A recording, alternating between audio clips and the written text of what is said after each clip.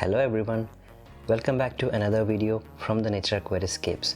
And most of you probably know why we are doing this video, and this is about the DOOA Glass Air, which was my first video in this channel, and it has almost been a year since I made this scape.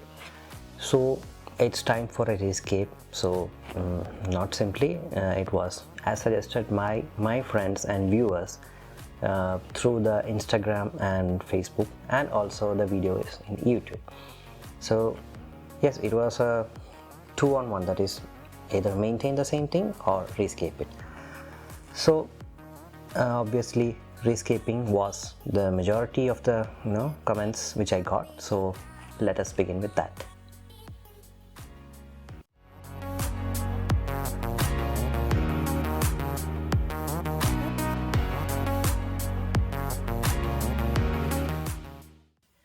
So before beginning the dismantling of this scape to rescape into a new model or new version, I would like to apologize for one thing, or few things which I made in the beginning.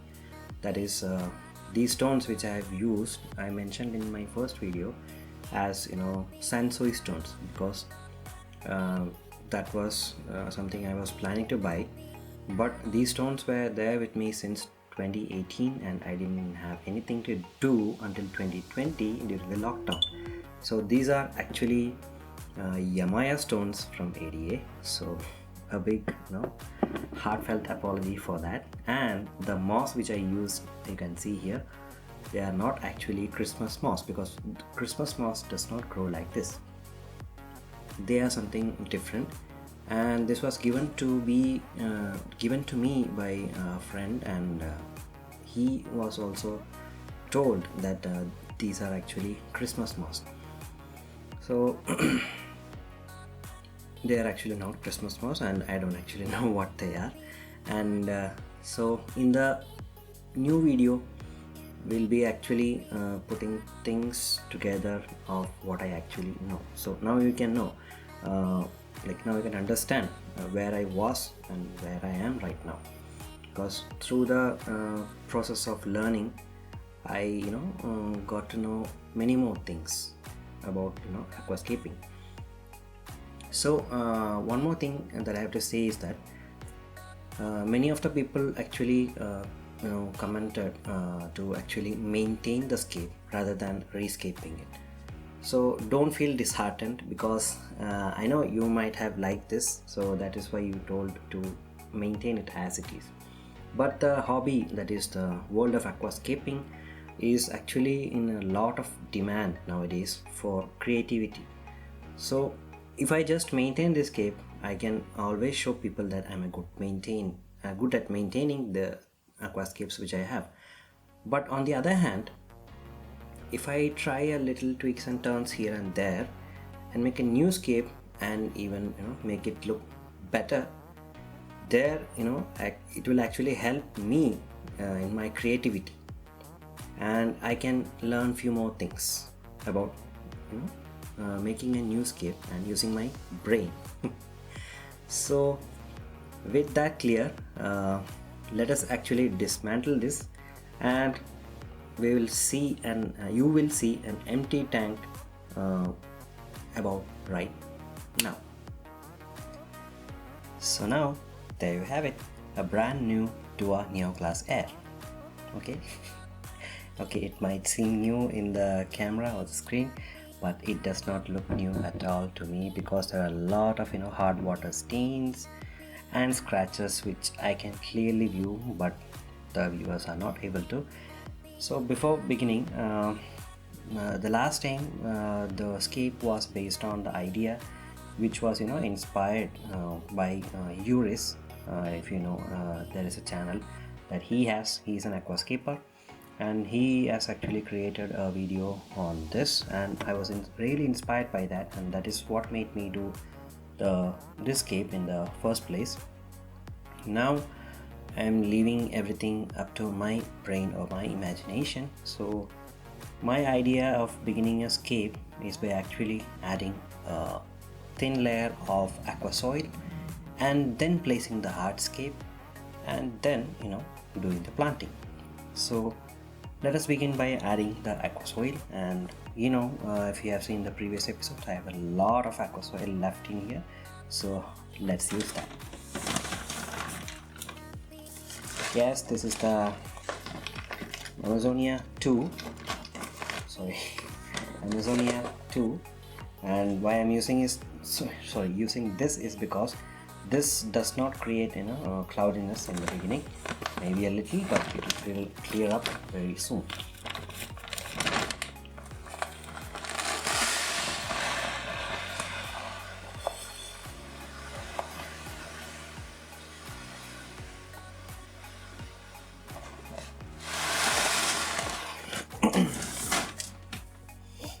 Okay, now let's spread it evenly.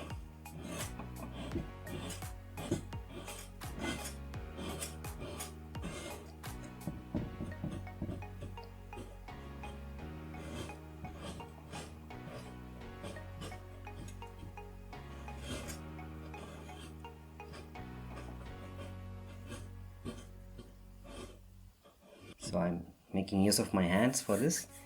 And now let us begin with the hardscape, and it might take a few, it might take a bit of long time, so let's keep the video in fast forward and then view it.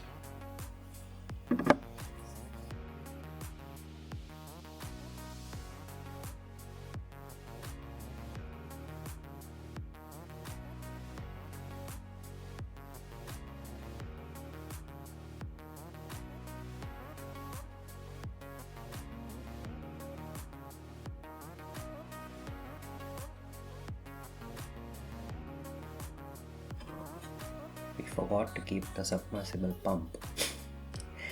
Okay, so let me move the soil to this side and then try placing it.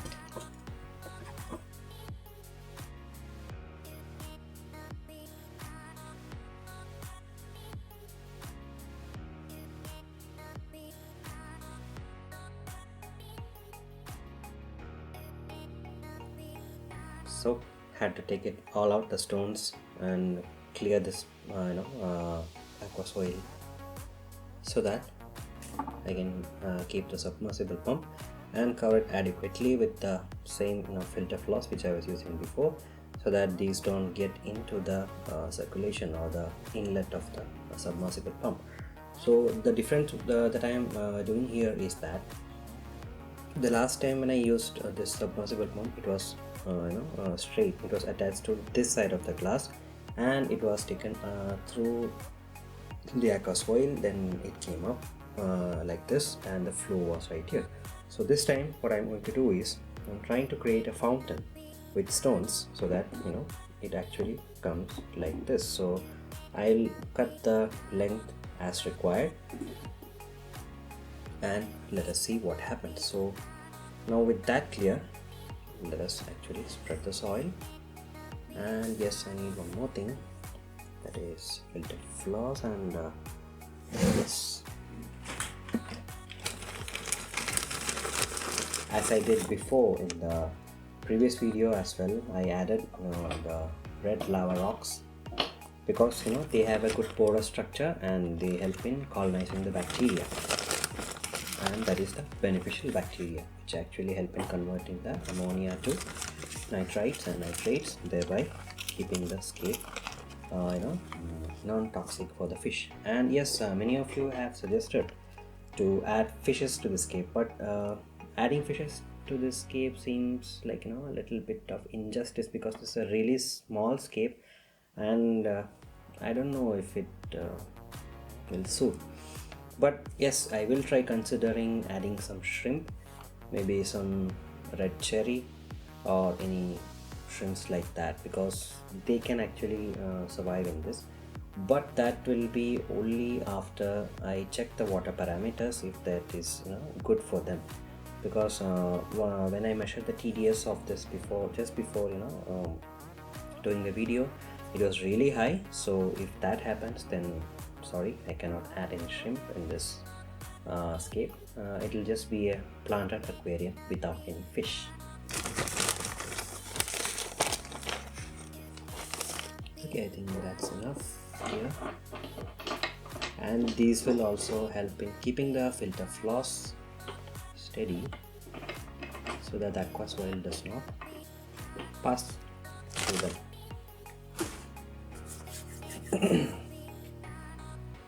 Now to incorporate the driftwoods, this was the one wherein we used the DOOA tape to actually make the moss grow immersed, but actually it was dying off, so there was no option but to remove it.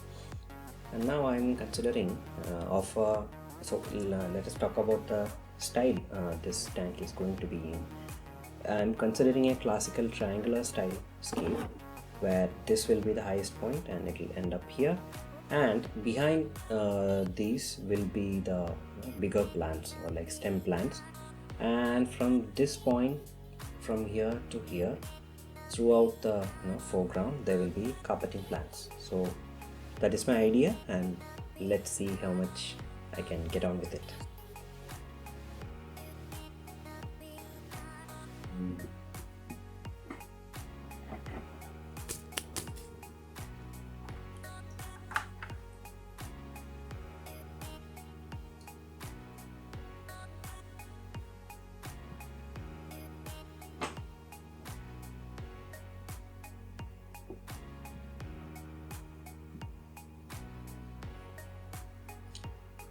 I don't think this is usable anymore because it's damaged.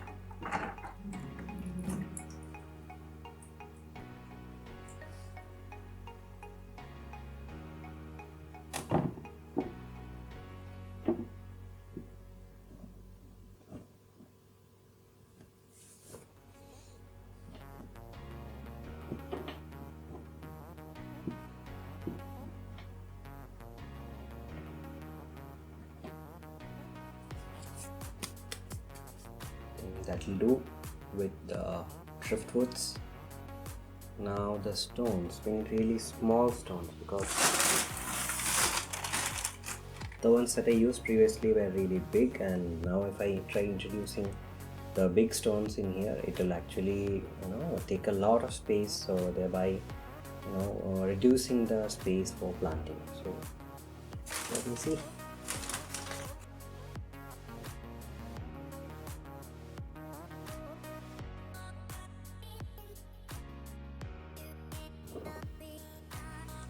Okay, that seems to be fine. Now, yes, let's fill up the Amazonia and the parts required.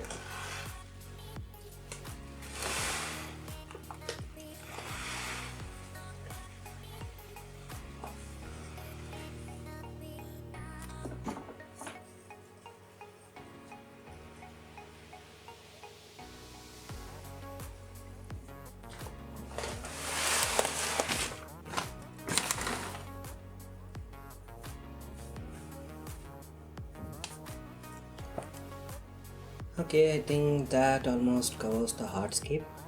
Now, coming to the planting part,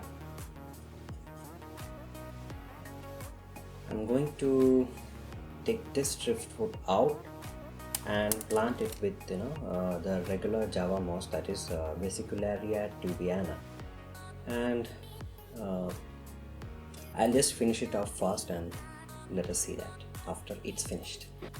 So this is how the Java moss looks once it is tied to a driftwood, and as told before, this is nothing but the Vesicularia dubyana, commonly known as the Java moss. So let us put this back where it belongs.